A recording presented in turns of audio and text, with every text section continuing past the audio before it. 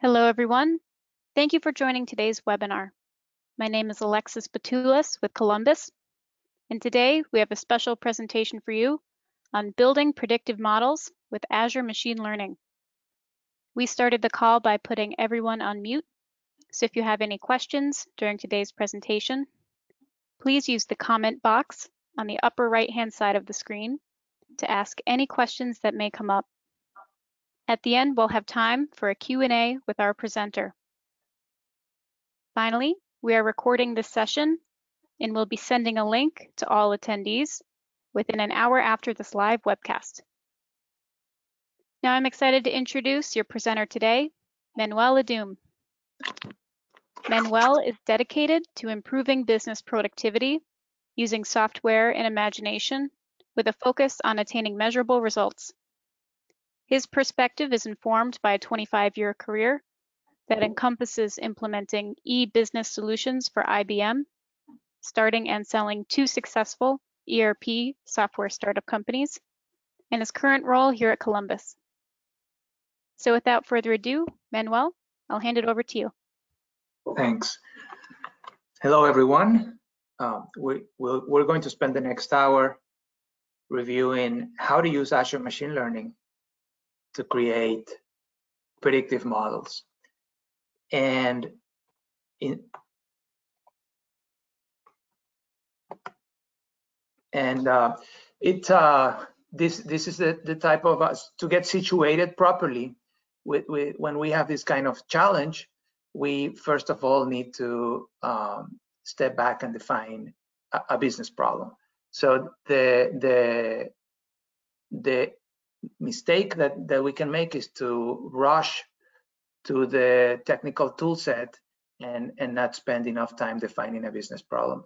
We're going to walk through an example to illustrate the power of the Azure Machine Learning Studio, and so in a very applied way. And so of the many examples that we can come up with, we decided to study the case of manufacturing facility where they want to better predict the likely occurrence of non-conformances during the manufacturing process. So they have a process with their bill of materials, with their routes, and occasionally an item standard is not met, and a non-conformance for the item has to be recorded in the systems. And so obviously the management would like to have a little bit more visibility into what are the patterns, what are the trends that are that exist in the data, which can allow us to predict the likelihood of a next non-conformance. With this information, management supervisors can maybe pay a little more attention to that kind of production order, to that kind of situation. So here we face the first clear dilemma. We are talking about a business problem for which we already intuitively know what the solution might look like. And so is this exercise still worthwhile? I mean, we can go to the plant and we can ask the supervisors, and they may intuitively tell you, and maybe they even have some rudimentary data that explains how when the bill of materials is more complex, then the likelihood of non-conformance raises. The probability that a process will issue a non-conformance goes up. Yes, but the exercise is still worthwhile when we consider a few considerations real quick. One is the scale, the volume. The second one is the ability to do this on in a way that can be replicated. So without going too much farther in that direction, let's take a quick look at this diagram at the bottom, and this is basically the path that we're going to take today during the next 50 minutes. We define it with, this is a path that replicates the exercise of using Machine Learning Studio to solve a business problem. The business problem has to be properly defined. For this, we obviously need internal customers' input, external customers' input. We need to gather that information from users. Sometimes it helps to do business consulting on the matter. And for our exercise, like I said, we want to keep this very practical. For our exercise, we're going to identify the source data that we're going to use for our predictions in an ERP package. We are most comfortable with Dynamics 365 for finance and supply chain management, so we're going to use that for our example. Needless to say that other ERP solutions, other solutions in other systems in general can be used for the source data. It all depends on the nature of the business problem. So once we have clearly mapped the business problem to a set of source data, we're going to extract that source data, manipulate it somewhat, so that we can then ask Azure Machine Learning to create a model for us. So from basically to train a model in the art of predicting, for our specific case here, non-conformances. Once we have once Machine Learning Studio helps us with that, we're going to use some other Azure hosted tools to basically use that model, moving forward, so that as new data continues to be generated in the shop, we can make predictions and then show the results of those predictions in a graphical useful format to our users. So that's a path, and let's continue walking down through it. As I said, we're going to try to. Our business problem here is predicting non-conformances in the manufacturing shop. So we can go to in our case to D365 and identify some of the relevant data that should be used for this predictive exercise. And if you don't mind, I'm gonna just illustrate that real quick with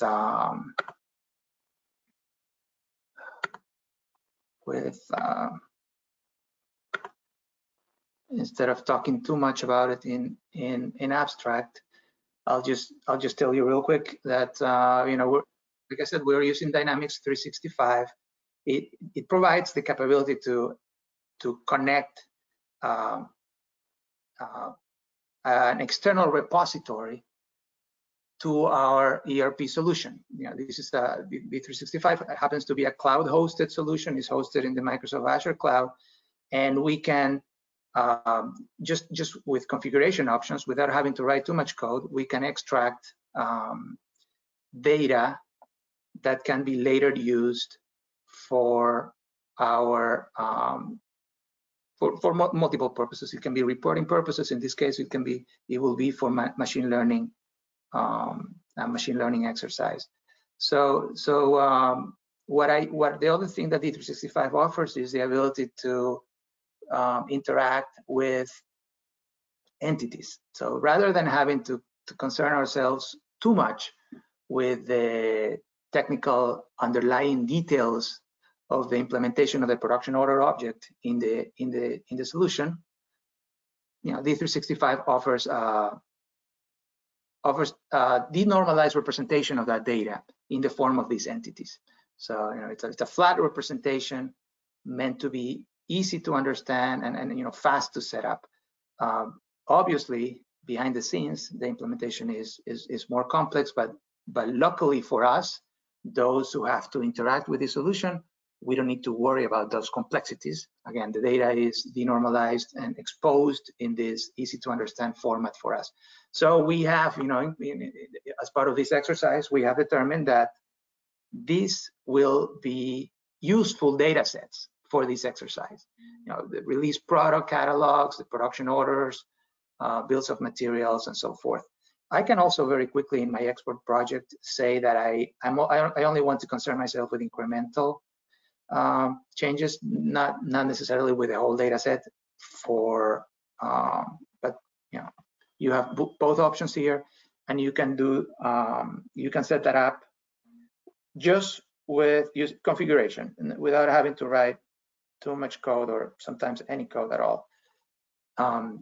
After that, if I go back to my PowerPoint,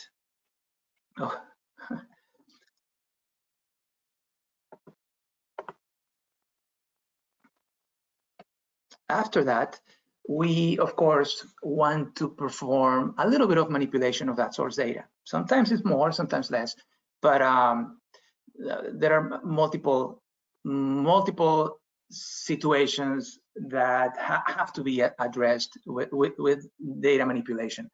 An easy one to understand that we had to deal with here was the production order release timestamp.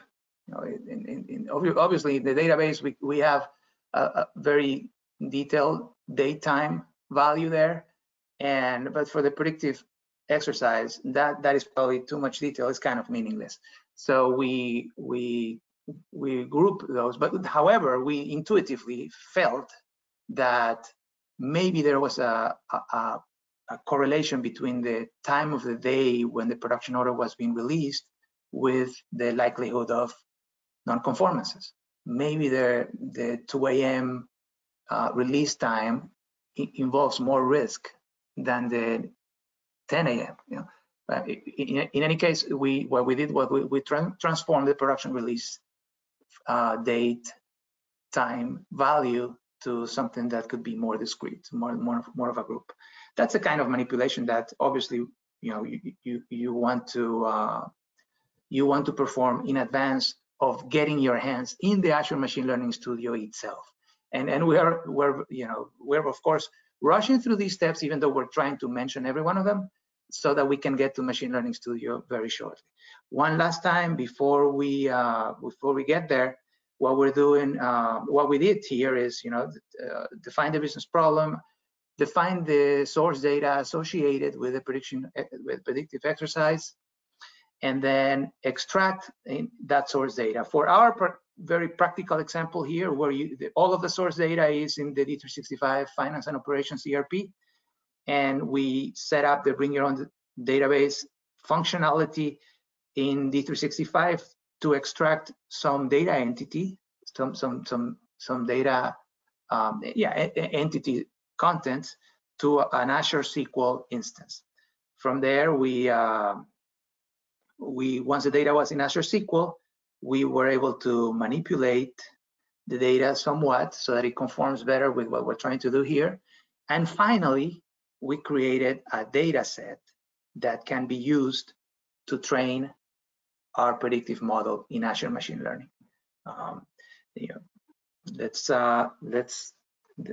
Then we're finally in Azure Machine Learning, and we can start this process.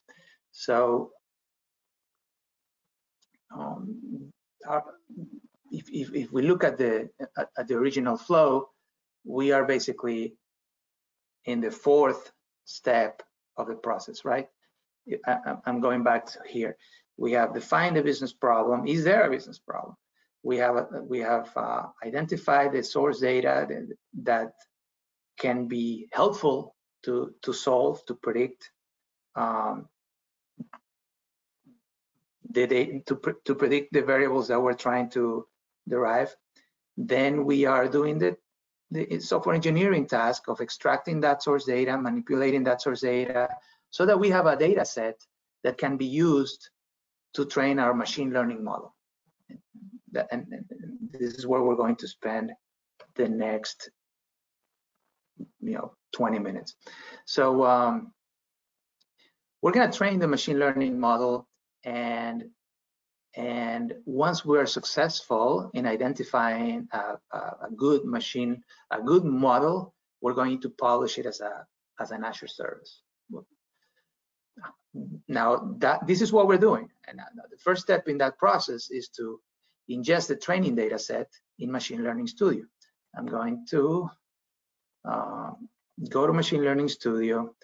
I'm going to save you the time that it takes to get here, ml.azure.com, and we're going to start by looking at how to create a data set, and then I'm going to show you the data set that we use for this particular exercise that we're following here. So, you know, the data set can come from anywhere. Depending on the situation, depending on the scenario, any software engineer will have his or her preferences. But basically, the tool itself is very flexible. And so, you know, the first two are clear, easy to understand options. And then, if we choose the one that I have already prepared for today, we can see what are the attributes that we have to provide for the example of a flat file repository. You basically have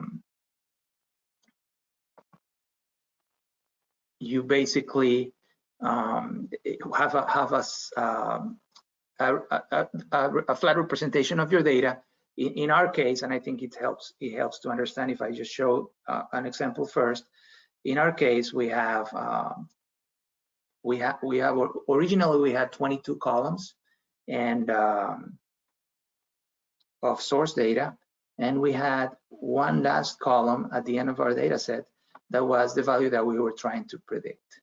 So we had found that in the history of the operation of this manufacturing shop, of this manufacturing plant, for this production order number 1 that was producing finished good item DO2 with this BOM, with this route for this quantity, and so forth, we ultimately did not have a non-conformance. However, again, if we look back in history, there was this other production order with these other characteristics. Now, some of them very similar, of course, but some not, where there was a non-conformance, and so forth. So here we start to see, you know, what we all know intuitively, how important it is to have good source data for our predictive exercise. Good in this case means not only that the data really reflects what happened, but also that the data itself is voluminous enough that the patterns will start to emerge, and that the noise is going to ultimately be suppressed by the large numbers. So you know, this was the goal of the first 3 steps, was to arm the data scientist with this data set so that he or she can use Azure Machine Learning Studio to start training the model. Training the model means, in this case, among other things, identifying the patterns in the source data that lead to the existence, the issuance of a non-conformance during the manufacturing process. So once again, the source data can come from multiple different sources.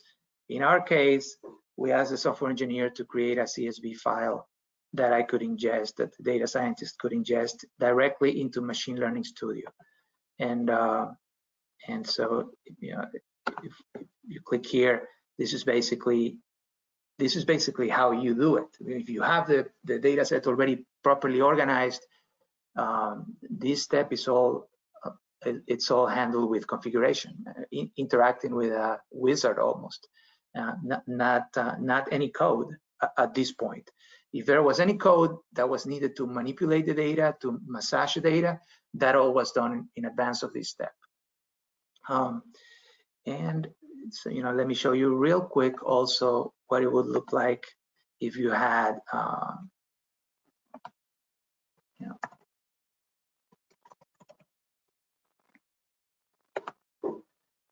if you had, if you had your source data stored in a data repository, different than just a easy to understand flat file, and so forth. So I'll cancel out of here, and we'll go back to our PowerPoint, and that is we have ingested our training data set. That there was some very critical work that had to be done to get to that point, and we basically went fast through those, but they're definitely critical. We can see how, and now that the training data set has been ingested, we can configure, we can ask Machine Learning Studio to train the model for us. And so, a few important steps. We have to tell the Machine Learning Studio which is the target column in our data set. We have to tell Machine Learning Studio these are the computing assets that I'm going to allocate for this exercise. And these are cloud resources, with the convenience that the cloud offers in that regard.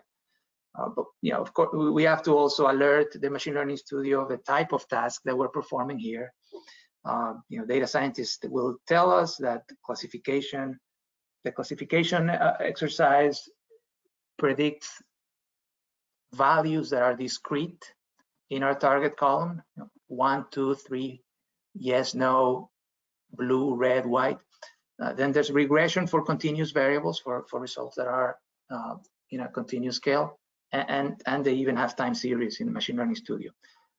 The last thing, the last critical thing that we have to configure when we are doing our run is what metric are we going to use to rank the models, rank the algorithms. So what we have in Azure Machine Learning Studio, one way of seeing it is that we have all these multiple mathematical models already coded in the studio at our disposal. And then depending on the task type and the other parameters that we provide for our run, the Azure Machine Learning Studio evaluates every single one of those models against our data. And then, again, using the proper mathematics, they rank how well did the model, did all of these mathematical models do according to the metric that we choose to rank them. There's one called accuracy. The very promising name, accuracy. There's area under the curve. There's many. So those are the 4 important things that we're going to do here as we create our machine learning run. Let's go back to the Azure Machine Learning Studio and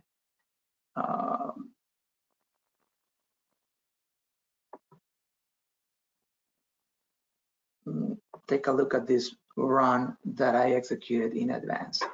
So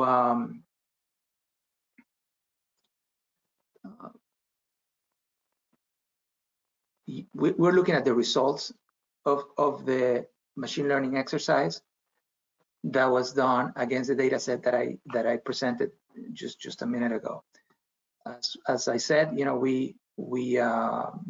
as you could derive, what we're looking for is a classification exercise. In this case, simply was there a non-conformance in a production order or not, and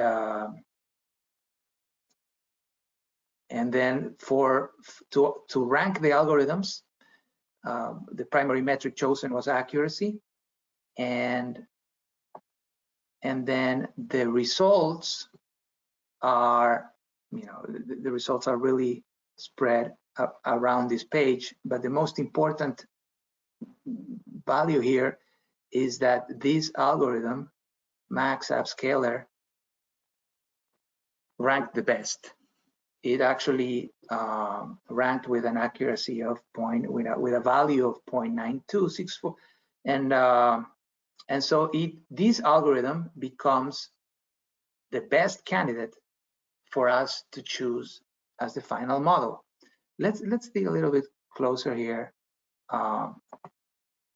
So for that algorithm, these are the other metrics that were evaluated. I mean, I asked them to rank the algorithms by accuracy, but these are the values for the other ways of ranking algorithms. So a data scientist can span, a data scientist normally will want to see more than one, and so there are all these options here, and there are all these additional values here. And so if we look at the algorithm itself, I'm going to use this different view here.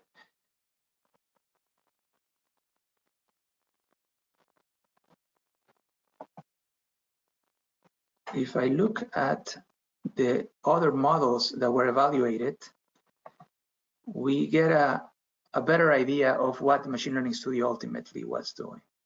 And you know, if we rank them by accuracy, we can see how there were several that ranked really well. This one got selected. You know, there's a reason why this one was ranked at the top. How long it took to execute is one of them. There are others.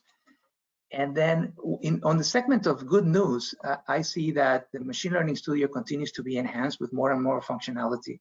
And one of the functionalities that data scientists will like to see, everybody will like to see, is an explanation of how did the data perform in each one of those algorithms. And even though we don't have that fully implemented yet for this one, for the common, you know, the common voting ensemble algorithm, if we look at the explanation, Machine Learning Studio actually starts giving us a little more visibility into the data itself. And you know, these are the impact values for the columns that had the biggest effect on the outcome of our target variable. It's things that we probably could guess ourselves. However, it's good that they get evaluated and measured.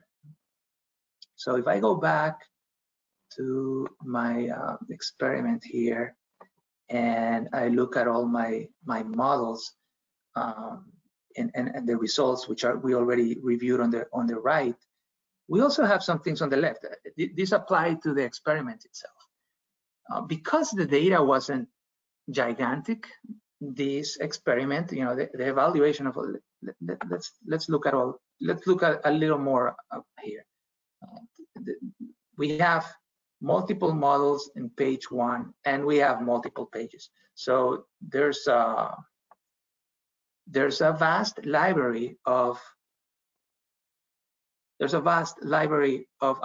algorithms that get executed against our source data in this training exercise.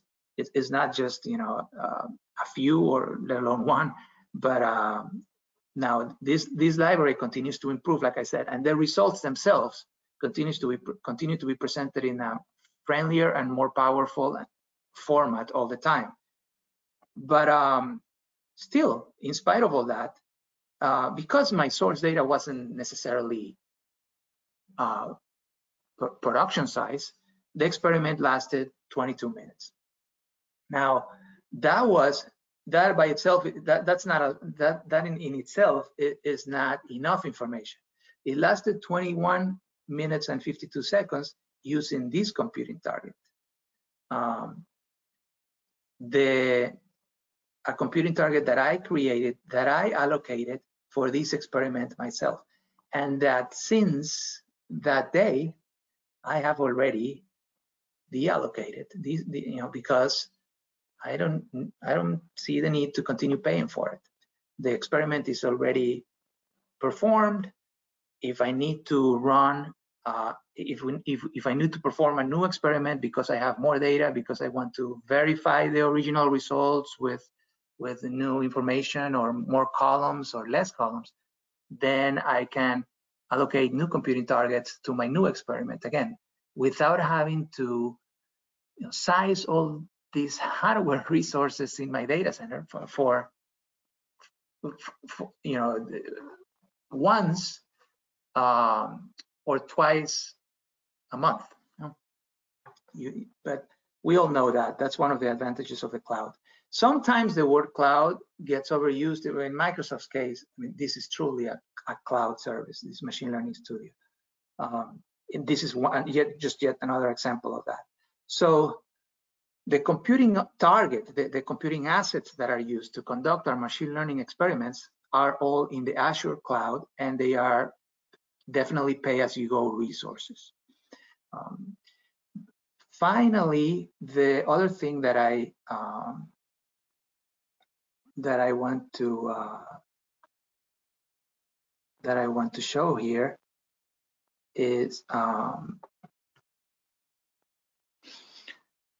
do we make this? Okay, the machine learning studio has identified a very good candidate. How do we take the next step? And if we go to our PowerPoint, once we have trained our model and we have a solid candidate to be our predictive model, then we ideally, then this is what we're going to do. We would publish the model as a service on Azure, so that it can then be used by our solutions in general. So this is probably one of the aspects that I have learned to love the most, is the fact that because the assets, the resources are all integrated in this cloud, once we have a candidate, that clearly identified a candidate for our predictive model, all we need to do is deploy it. And when we deploy it, I'm just going to show you that screen real quick. When we deploy our model, we get asked, the kind of questions that you would want to have power over. You get to dictate how the model gets deployed, but you don't have to. You only have to interact with a configuration screen, with almost a wizard, rather than having to worry about, go hunt for certificates, set up new servers with their own redundancies, with their own securities, and so forth. So you basically just deploy your model from here, and ultimately you end up with an endpoint. And your endpoint will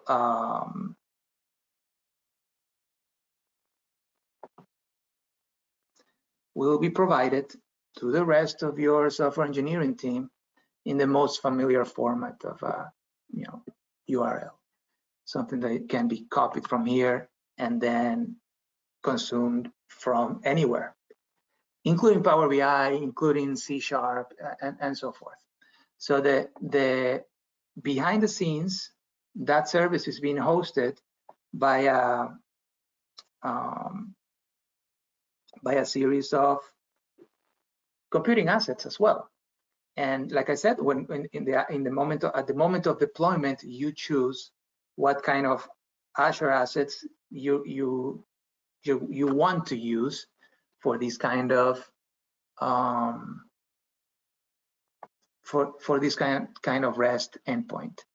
And then the other thing is, if at some point you don't need the service anymore, you can just deallocate it and then eventually delete it. And that, again, pay as you go model. So we have now we have reached a point that that opens all kinds of possibilities.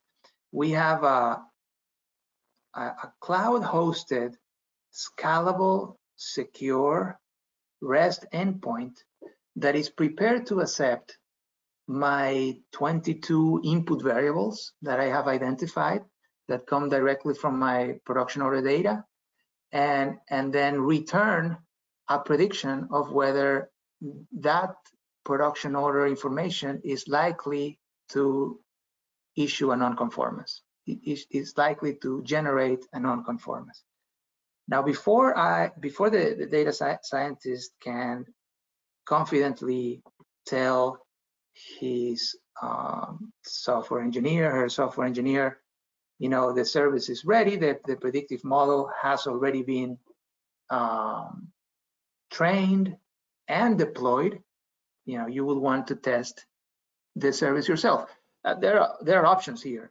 One of them is to, I know in this data, in this world, you can actually create your notebooks right here in the Azure Machine Learning Studio and conduct your testing of your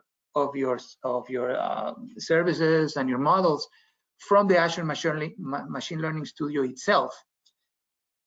I chose to also, even though we tried that, we also chose to install Visual Studio, and then we wrote this very simple, you can see, very simple testing Python script. This is my new, this is directly taken from the deployment of the endpoints here. This is what, directly taken from here into our code so that we can start using it. And then these are I'm going to test my service. I'm going to test that at least the service responds with these values. The item number column is going to be this, and so forth, for all my ultimately 17 columns that I identified as useful in my model. And then what is the result? So if I execute this code, the result is 0. If as I was saying, I suspect that if I change this to AM, obviously I have already played with this in advance, so you don't have to do this with me. I run it again, and now that alone, all the other things being equal, that alone increase the likelihood of a non-conformance to the point of it being, likely. And so now the data scientist can clearly tell the software engineer, so many times it's the same person, but we have a service in the Azure cloud, a secure, scalable service in the Azure cloud that is prepared to receive inputs of data and return predictive values for the target variable. And so now what do we do with that? We start using it.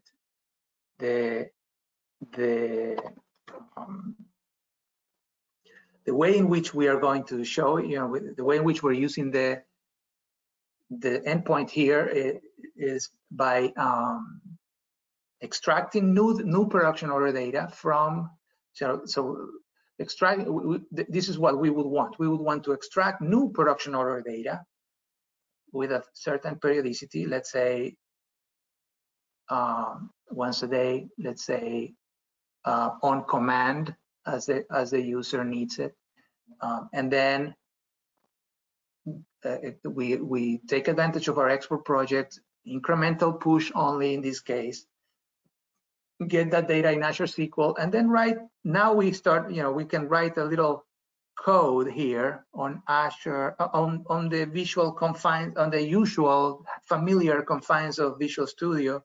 We can write a little code to execute the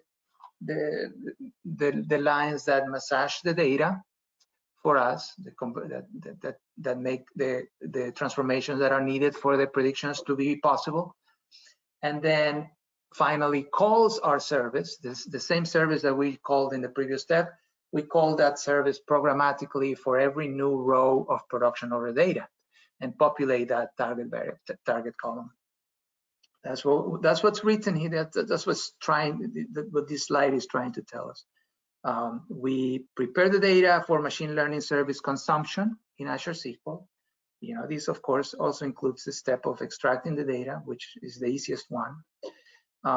Then we call our brand new machine learning service to populate the predicted values in that same Azure SQL repository. There's a column that is reserved for our predictions, and so we call the machine learning service to indeed populate that column with our predictions. We chose to implement all this using Azure Functions. By now, you have probably already concluded that we are very enthusiastic about taking advantage of these great Azure-hosted tool sets that are available to us in the year 2020. And Azure Functions is just one more wonderful tool in that kit. And the code gets written in your language of choice. We have experimented with everybody with C#, with Python, and then you deploy your custom code as an Azure function that gets hosted in Azure.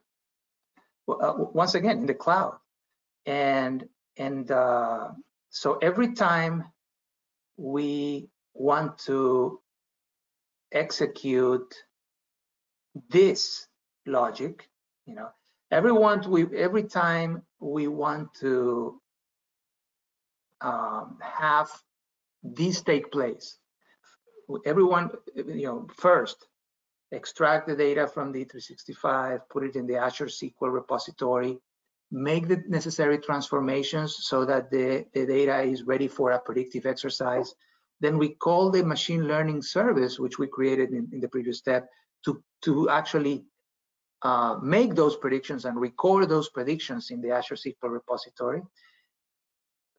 Every time we want that to take place, all we have to do is call this URL, with the proper security, of course, but all the developer has to do once the job has already been coded is execute this URL. And this is basically taking place on Microsoft servers in Microsoft data centers that most likely happen to be sitting right next to where your ERP and your machine learning service and everything else is. And this is, I'm showing you here the console where we can manage these Azure functions and we can potentially, when I say manage, not just create them but also even execute them and so forth. But from the development side, you just execute the code this way. And ultimately, what you have is new data that is ready in the cloud. In this particular exercise, it's in Azure SQL, but as you can imagine, this can be, there can be many other different options depending on the circumstances. And the data is ready now for our supervisors to use it. Now, that's the last step. The last step, of course, is to present the data in a format that is useful to the people on the shop. And as you could probably guess, we definitely took advantage of the Power BI toolset for that final step. I do want to make a little parenthesis here to mention that yes, we can have the Azure function execute on a schedule from Azure, from that management console that I showed you, but also we may want to give our users on the shop the ability to refresh the data on demand. And so if that's the case, then you can, one of your good options would be to provide, to create a very straightforward, simple Power App that will basically ultimately just call that allow the user to call this URL behind the scenes and get all the process to happen, get all the process of extracting the data, massaging the data, and making the predictions, recording everything, make that all happen in Microsoft servers behind the scenes in Azure. And so that way, they can do it on an ad hoc basis. Of course, there are considerations here. If the data is going to be too large, the user is going to have to wait a little bit to get the confirmation that everything was executed properly. And there are other considerations as well, but ultimately, this is one option. And then the other more straightforward, easy to visualize option is to create Power BI dashboards or reports according to the user's specific requirements. So, here we have a list of all the open production orders in the system, and we better pay attention to the ones in red. I mean, there are only 24 hours in the day. These supervision exercises that cost money. We better focus on these first, the top third in our list, and maybe we can afford to be a little less strict and less observant in the others. As supervisors, of course, people in the shop has to be observant with all of them, of course. So notice that in this particular slide, the Power BI dashboard, the Power BI rendering is embedded in the Dynamics 365 client. That's an option that we have. If you do something like logistics regression instead of just classification, you can start assigning probabilities to rather than the result being just binary yes or no. You can start assigning probabilities to that yes and to that no, of course. So a few examples of things that have been asked regarding this data, and one last summary, but in this new format here. We have, if you follow my cursor, we basically start at the top with source data that is accumulated in our ERP. Again, for this application of the concepts, we use Dynamics 365 for finance and operations, and then the data that applies to the business problem we're trying to predict is identified and extracted basically with minimal to zero really code from the cloud-hosted ERP databases directly to our own Azure SQL Server instance, taking advantage of the D365 out-of-the-box data management tools, export projects and entities and so forth. Once the data is in Azure SQL Server, we can write certain code that will be reused ultimately, but that for now has the purposes of creating a data set that can be used to train our model.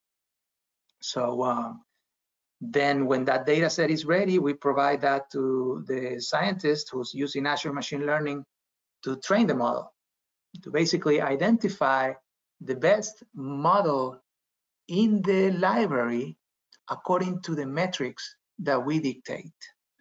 And as the data scientist starts to satisfy his or her needs to scrutinize the results one by one, he ultimately agrees or tweaks the results to identify the best candidate for this predictive exercise, the best model to be used moving forward for production.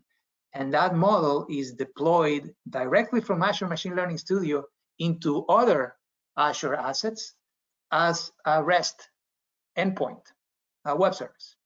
And here we have once again options regarding authentication, options regarding computing assets, and from there we can now have we can now have multiple software objects, take advantage of that web service that is in the cloud. In our case, we created some code with C# and we deployed it as an Azure function.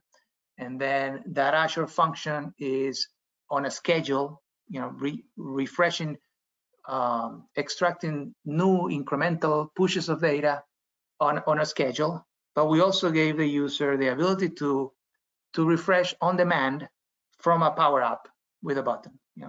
Everything hosted on Azure still. And finally, once the user has pushed that button in their Power App to get the latest incremental push of data and to populate that target column with predictive values, once that has been done, then we use a Power BI dashboard or a Power BI series of reports to present the data in useful formats to our users. That Power BI object can ultimately be embedded in the same Dynamics 365 product where we started. So the user, as you can, we're trying to show here in the very same screen where he spends most of his day looking at manufacturing orders and the current statuses. They can also look at the visualizations of those that are predicted to be more likely to have non-conformances. That is another way of showing that original path, which I presented in the first slide. I hope this has been useful. Are there any questions?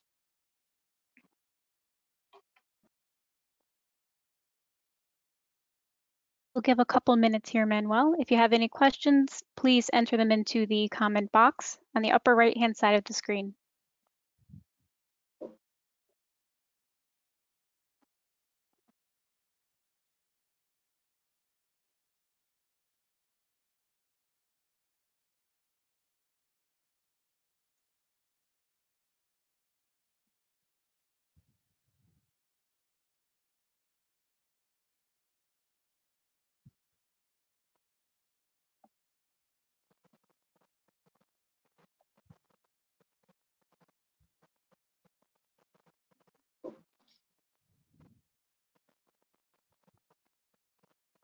And if you have a question pop up after today's session, you can always contact us directly at us-marketing@columbusglobal.com.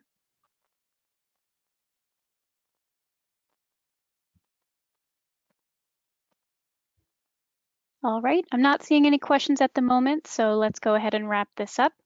Thank you so much, Manuel, for such a great overview of predictive analytics in Microsoft Azure Machine Learning. That concludes today's webinar. Thanks, everyone. Have a great day.